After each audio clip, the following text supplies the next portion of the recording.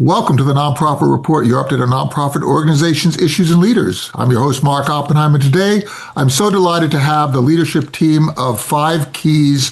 We're going to be speaking with special guest Steve Good, President and CEO, Elyese Graham, COO and Executive Vice President, and Sonny Schwartz, the founder of the organization. And I'm so happy that you're here. And we're going to start with you, Sonny, because you founded the organization.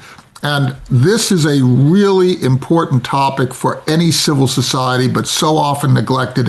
It's about reentry into society. It's about trying to shift the narrative of people's lives and how they see themselves and how other people see them. Could you talk about the impetus that got you into founding what became 5 Keys of today? I think it's important to put 5 Keys into context. I was very lucky to work in the San Francisco Sheriff's Department, lucky to work with a very forward-thinking, big-hearted man named Michael Hennessy, who was our elected sheriff for 32 years. He firmly believed that we had a moral obligation to release people in his jail, in the taxpayers' jail, more responsibly than when they came in. And the context of 5 Keys is that with that, when you look at the people who are in our jail, which is important, we knew intuitively the struggles of the men and women. And we interviewed 362 incarcerated men and women, adults we're talking. And 70% were high school dropouts, average reading level anywhere from 4th to 6th grade. That begged a response. 80% self-disclosed that they were addicts, alcohol or alcoholics. Also, 82% disclosed that they were victims of child and or adult violence, victims and perpetrators. That begs. So we started as a result first with recovery programs called the Sister Project, the other Roads to Recovery. Then we started another program, the first restorative justice program in 1997 called Resolve to Stop the Violence program, working with very violent men and also providing with the principles of restorative justice, not only the backbone is accountability, good, humane accountability, but the services for those who they harmed, the survivor victims. And that's, that was really a foundation to a lot of our other programs, particularly 5 Keys. So circa 2002, we were already had an adult ed organization from Milpitas, Santa Clara County. And they, for 9 years, provided adult ed. And it was a really good partnership. They gave us a year notice. They had to go back to their own county. This was post 9/11. Education budgets were bleeding. And they gave us a year notice saying, hey, we need to go back to our own county. The good news is we'll transfer those funds that we have to your next LEA, your next local education agency. Well, Mark, we knocked on many doors saying, you don't even need the money. We will help you. Everyone declined. Without commentary, that was the reality. No one agreed to come in, even with, at that time, I think we had $750,000 in State Department of Education funds. No one accepted it. So the sheriff and I were in his office saying, we can't continue. We have to figure something out. Education was the backbone of our program operations in the jail. So the sheriff mentioned, I said, I think we got to become our own school. And he said, how the heck are we going to do that? And I said, I have no idea. And he said, wait a minute. My daughter has a friend that goes to a charter school, and we didn't even know what that meant. And he said, go figure it out, Schwartz. So at that time, even though the internet was around, I wasn't using it. I called probably 411 or something back in the day and looked for, is there a charter school association? And there was. I called up and I talked to a man by the name of Gary Larson. And I said, this is Sonny Schwartz from the sheriff's office. We want to become our own charter high school. And he said, what? For adults. A year later, we got consultants. A year later, we became our own charter high school for incarcerated adults with around 250 students. It was a mom and pop store, and it was vibrant and exciting, and we didn't know what the heck we were doing. the rest is history, except for we needed to hire someone who knew what they were doing. And in walks Steve Good, who we hired in 2007, 2008. And I cannot tell you, back in 2003, when we became Five Keys Charter School, never in a million years would I think you will hear and your audience will hear the tremendous growth that Steve, Elyese, and these very passionate managers and staff created. So, Steve, pitch me on why I should invest, because I only have $1. I can go here or I can go there. Why do I invest in people who have committed crimes? Yeah, that's a great question. And the answer is much easier than many people think. Yes. The answer is quite simple. I mean, we've heard our governor say it many times, and I feel like he's actually stolen the line from me. Everybody in jail is getting out.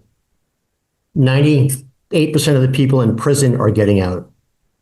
Do you want that person returning back to your neighborhood more dangerous or safer? The cost of incarcerating somebody in the order of $100,000 now. The cost of educating them, $15,000 to $20,000. The return on investment on educating somebody is going to return billions to the state coffers by the reduction in the cost of incarceration, the contribution to the tax system, having somebody contribute to the economic engine of society, somebody being less dangerous and violent, not harming another person, and the less likelihood that their child will return, go to jail or prison if they have a successful reentry. So you're looking at an economic issue, you're looking at a public safety issue, and you're looking at the future of society issue. So why would I invest in somebody in Five Keys? Because we make society safer. It really comes down to that. And Ms. Tony would say, parenthetically, it happens to be the right thing to do. So what you're basically saying is that the idea of thinking about these investments as if they are about individuals is actually wrong. It might also be about individuals, but it's actually investing in civil society. When we are educating a little child or making sure that they are healthy, yes, we are investing in an individual, but what we're really doing is we're saying, do we want a civil society in which little children are healthy, which little children get educated? It's the same thing when it gets to adults. Yes, an individual adult might receive the investment, right, Elyese? But we're really talking about what kind of civil society we want, and that is a collective choice. That's what Steve is saying. He's saying that, yes, you can do it for an individual reason, but really, you have to think about what kind of a civil society we want. Is that how you see it, Elyese? Absolutely, because everyone that we serve and everyone who gets a diploma or goes through our programs, we're impacting their family and we're impacting the next generation. So if they're more likely to get a diploma with us, they're more likely that their children will get a diploma and less likely to go to prison, back to Steve's point. I mean, the impact is huge, especially when we look at it from the Five Keys, the way that we provide all the wraparound services. So it's not just about the education, which is the core of where we started, but also about community, about family, about recovery, and about employment, because getting the education is one part, right? But we need the other pieces to support people to be able to feed and take care of their family with dignity and change that trajectory that their family's on. So it's much bigger than that one individual, but I also want to say that individual, it really matters for that person too. So it's a both and, right? For that person, their whole perception of themselves, their sense of pride, their sense of accomplishment, it changes what they can do because they've been told so much that they can't do. And so we're about really giving them that opportunity to know that they can be what they want to be.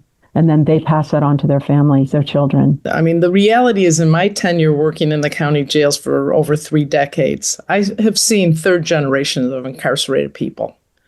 And besides it being a civil society, it's also crime prevention. As Steve mentioned, they're all coming into your neighborhood and my neighborhood. A lot of people think this is about coddling. Oh, on the contrary, coddling is letting prisoners, incarcerated adults, sleep all day and play cards and dominoes, never taking the time to look in the mirror or provide information to say, my God, what have I done? I deserve better and you deserve better. So it's a combination of strategic planning for crime prevention in the most comprehensive way, as well as the right thing to do to create a civil society. Both are true. Virtually every one of our students has had a failed experience in school.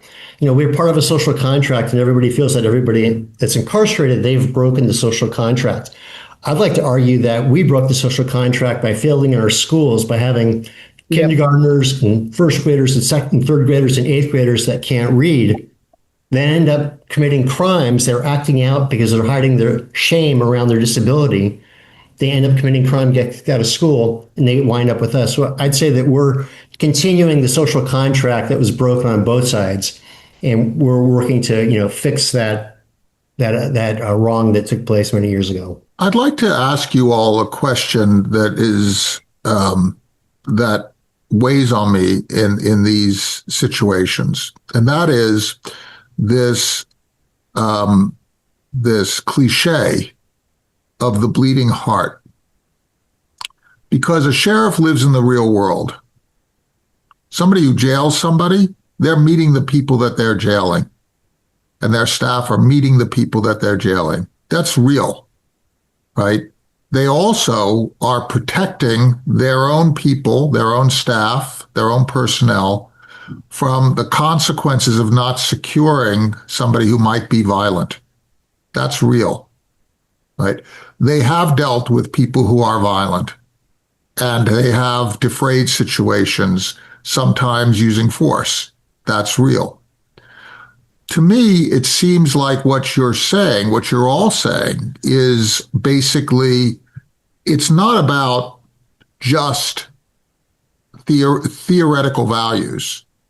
It's about real world, dollars and cents, physical safety kind of impacts.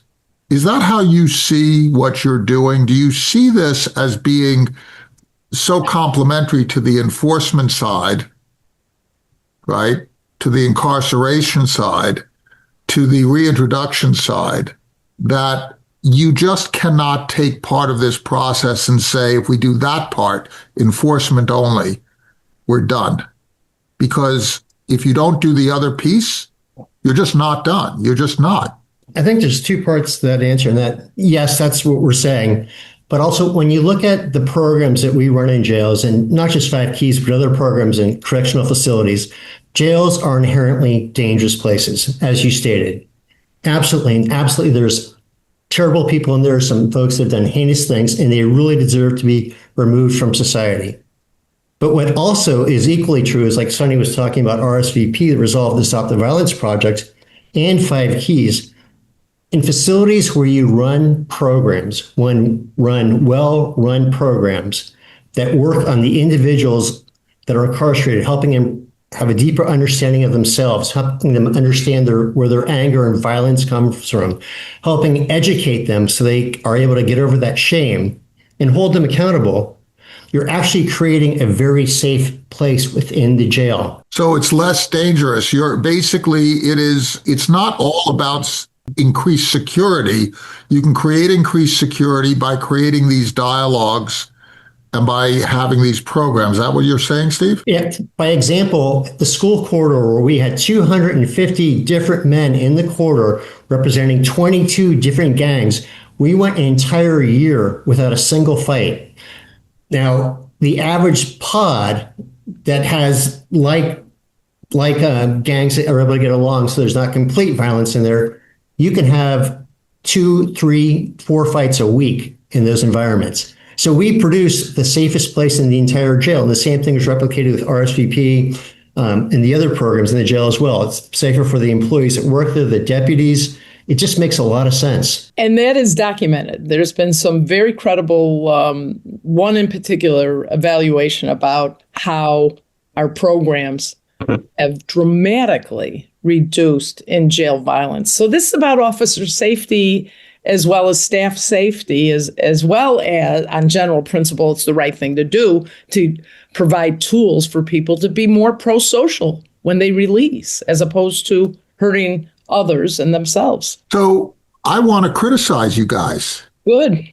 Come on.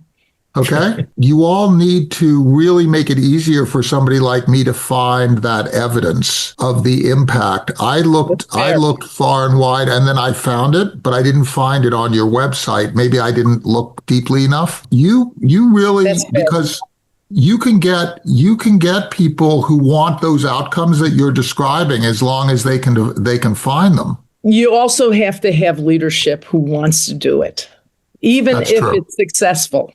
Because in all due respect, it's not just about the outcomes. You have to have the political and emotional and moral will and leadership to do the right thing and against all odds. And Mike Hennessy was one who, he was laughed at by his colleagues. And, people think, oh, it's San Francisco. Of course, this could be done anywhere.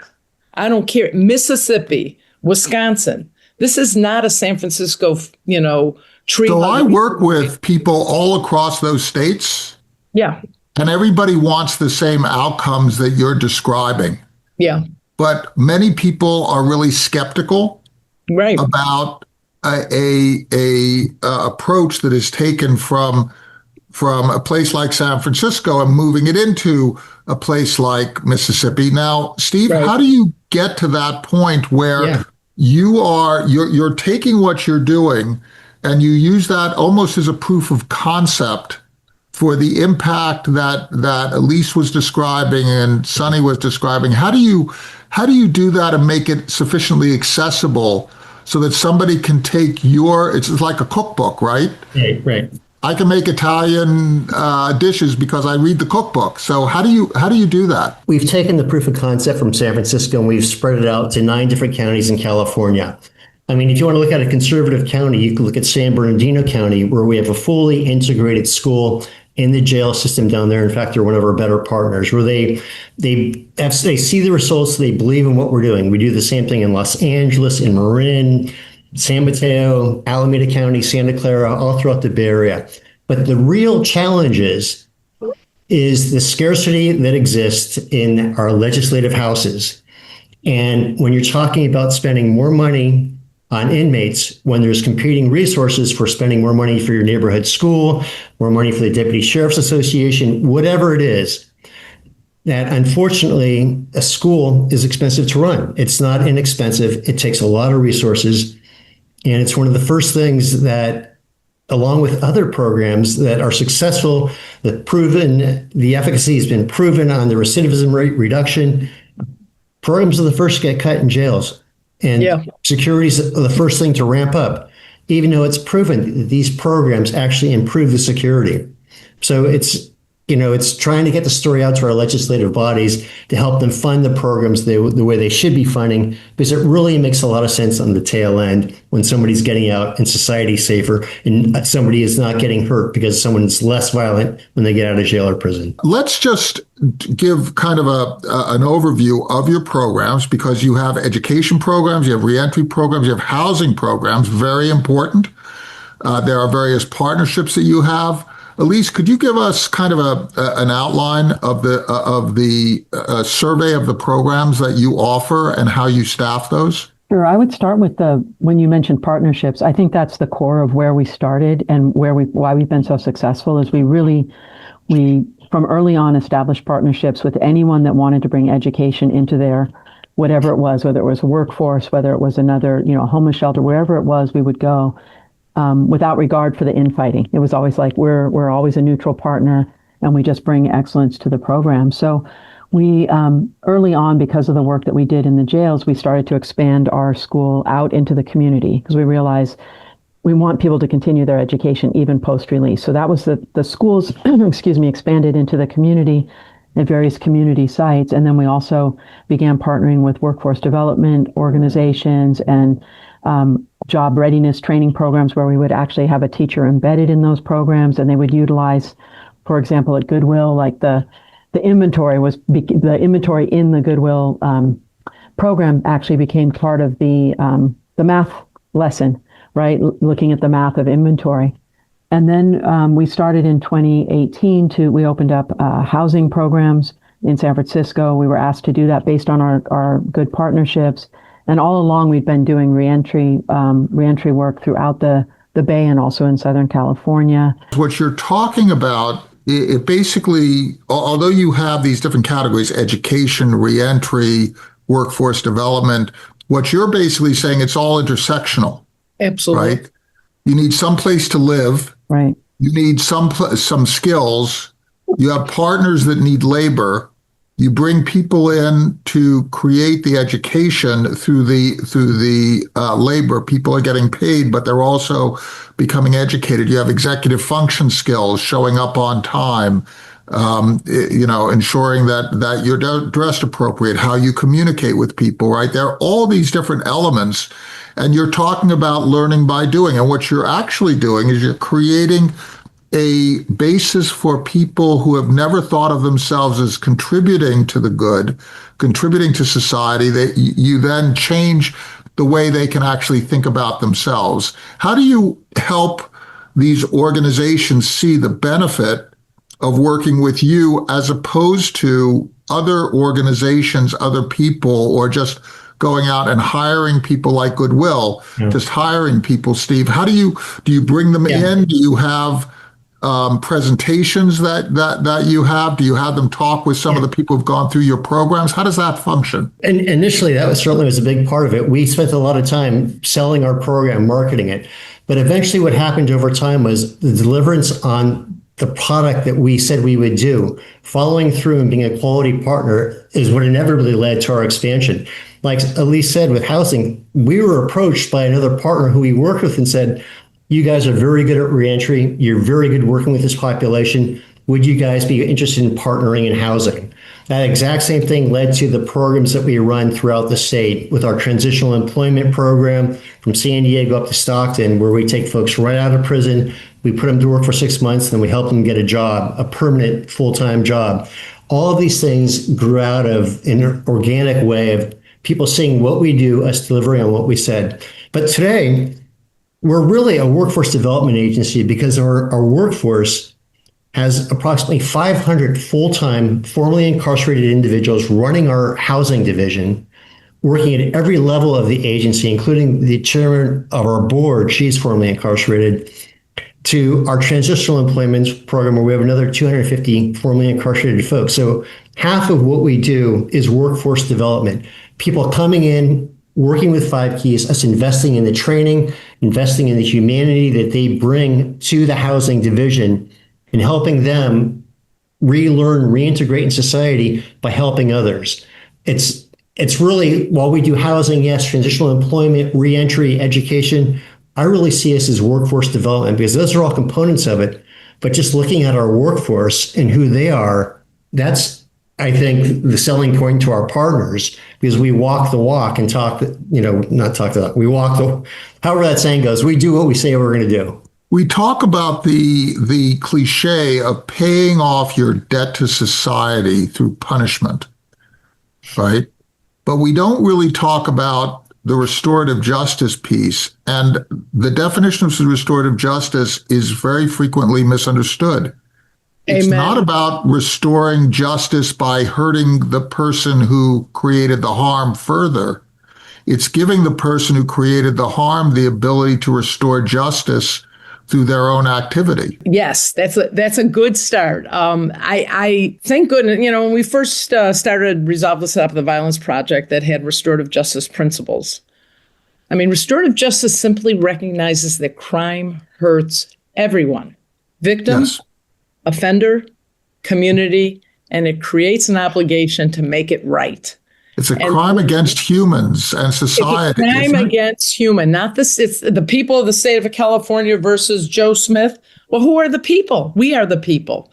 So, and the 3 solid principles of restorative justice that sometimes gets a little fuzzy with some agencies, frankly. Good intention. Rehabilitation is really, thank God for rehabilitation, but it's not necessarily restorative justice, because the 3 fundamental principles is offender, those who have hurt people, their unequivocal, authentic accountability.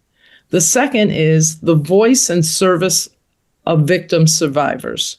And the third is community involvement to heal the harm caused by that violence or other crime. And frankly, in my arrogant opinion, I was going to say humble, but sometimes I sound arrogant. In my opinion, if you don't have all three, it's not restorative justice. It's important to have rehabilitation, but the inclusivity of all those impacted, which includes the deputy sheriffs, which includes the neighbor, even though if that neighbor wasn't a direct first degree of victimization, she or he is impacted. If something happens in the neighborhood that's violent, they are affected. There's a chilling effect because, we pick up the newspaper and see the horror of what's happening. And that's what, coming back to what we're about, what we started in the 90s and the evolution and the metamorphosis with 5 Keys is for everyone's sake, to provide the services, whether it's emotional or practical or educational support, so we can get back, as you say, Mark, a civil society where we don't have to sleep with one eye open. And it's worth emphasizing that nobody here at 5 Keys thinks that there are not times when incarceration is necessary, where removal from society is necessary, where punishment is unnecessary. I mean, this is not a doctrinaire group where you think that you have it all solved, right? I mean, this is the thing. It's you're engaging in how do you actually deal with a societal problem, and you've got law enforcement involved, you've got educators involved, you've got former people who have formerly served involved, you have psychologists involved. It's a whole society kind of approach. I'm glad you said that. There's no such thing as the answer. If someone tells you this is the answer, run the other way. This is promising based on, now I'm in 46 years in criminal justice, started in 1980 as a law student. These are encouraging, promising. Some of it is anecdotal and some of it is scientific, and it's promising. I generally say the jury's still out. It's promising, but the jury's still out. We're like I said, we're dealing with now probably 4th generation of incarcerated people. We're not going to flip the switch like that, but we do promise. Like Steve said, half of our workforce are formerly incarcerated. They've never had a taste of success. And that's a step in the right direction. Well, let's continue the dialogue. We're gonna bring today's episode to a close, but we've got a couple of other segments planned in which we're going to go in a deeper way. But Steve, if you could take us out, what is the thing that we ought to remember as we're heading out of this particular session and going into the next ones? What do you want to leave us with, Steve? Yeah, it's a bit restorative justice. It's a different take on poetic justice. Often poetic justice is thought of like instant karma.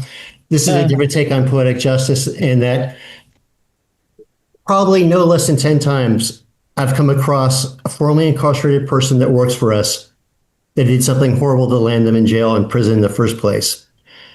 Coming across them after they've just saved someone's life. At 5 Keys, our staff has saved over 2,500 lives by reversing overdoses with Narcan and many other ways as well. I can't tell you how many times I've had somebody come up to me, practically in tears, sometimes in tears, and saying, after the incident just happened, saying, I did some pretty bad things when I was younger. I just saved a life today. And it feels like in some small way I'm giving back, that I'm making up for what happened. And that is not bullshit. That's the absolute truth. That has happened so many times. I can still see the faces of the individuals and tell you some specific stories. But when I hear that, all I can think is we are doing something right.